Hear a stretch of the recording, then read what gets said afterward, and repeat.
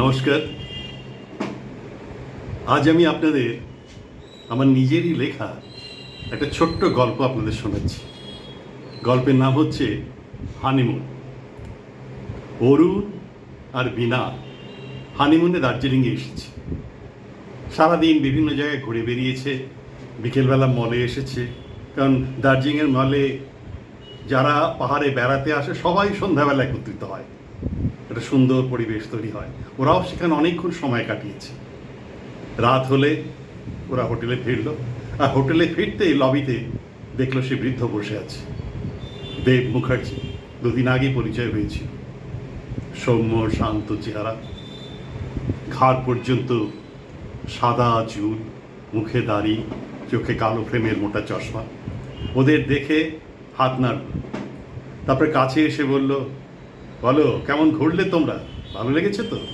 তোমরা একটা কাজ করতে পারো, দেখবে উত্তরের দিকে একটু পাহাড়ের নিচে নামলেই দেখবে এখানকার পাহাড়ি উপজাতিদের একটা ছোট্ট কিন্তু বসতি আছে।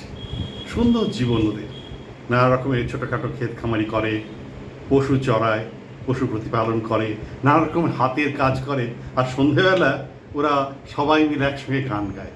এক সুন্দর পরিবেশ, ওরা কিন্তু যেতে পারো। ঘরে যেতে যেতে বিনা বলল, দেখো এই কথায় কথায় লোকটার সঙ্গে কথাবার্তা বাড়িয়েও হতো, আমাদের দেখলে এগিয়ে আসে। আমরা এখানে হানিমুনে এসেছি না এনার সঙ্গে সময় কাটাতে এসেছি। তখন বললো, কেন এসব বলছো? ভদ্রলোক তো খুব ভালো কথা বলে, আমাদের বিভিন্ন জায়গা দেখার জন্য আর উৎসাহিত করে, এরকম তো বলতে। পরের দিন ওরা ঘরে ফিরেছে, তখনও সৈনী টিভি দেখছিল। হঠাৎ করে দরজার নক হলো। দরজা খুলে দেখলো সে বৃদ্ধ দাঁড়িয়ে আছে। বলল, আমি তোমাদের বিরক্ত করছি না তো? না না না, কি খবর বলুন না। বলে, দেখো এখানে তো আমার কোনো পরিচিত লোকই নেই, যেটুকু পরিচয় তোমাদের দুজনের সঙ্গেই হয়েছে এই হোটেলে। কালকে আমাদের হানিমুন হচ্ছে, মানে আমাদের বিবাহের স্বর্ণজয়ন্তী, 50 বছর।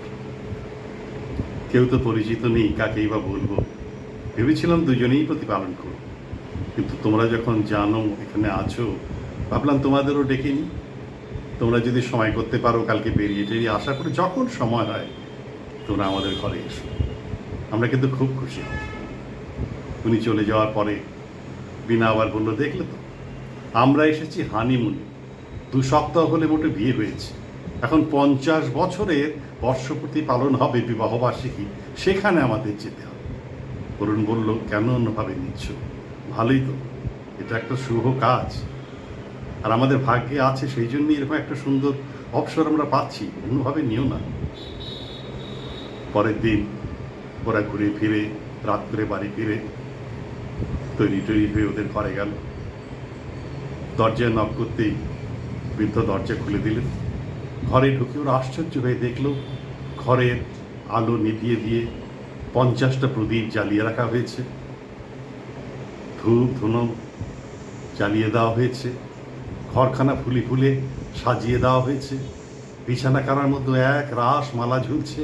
বৃদ্ধ হাসতে হাসতে বললেন, কিছু আমার আয়োজন, বাকি এই হোটেলওয়ারাই কিন্তু সব ব্যবস্থা করে দিয়েছে।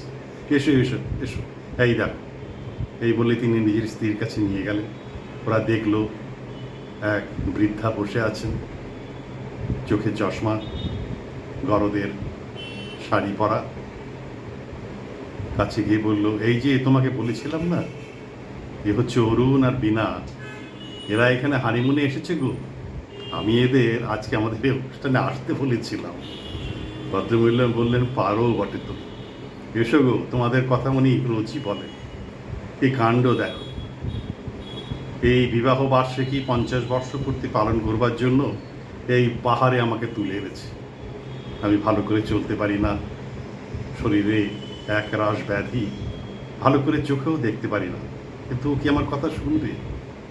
সারাটা জীবন ওই আমার সেবা করে চলেছে, যেখানে আমার ওকে সেবা করার কথা। কিছুই ওর জন্য আমি করতে পারিনি, কিন্তু এত ভালোবাসে আমাকে, ওকে আমি একটা সন্তান পর্যন্ত দিতে পারি, কিন্তু এমন উজাড় করে ভালোবাসা আমাকে দিয়েছে যে আমি জীবনেও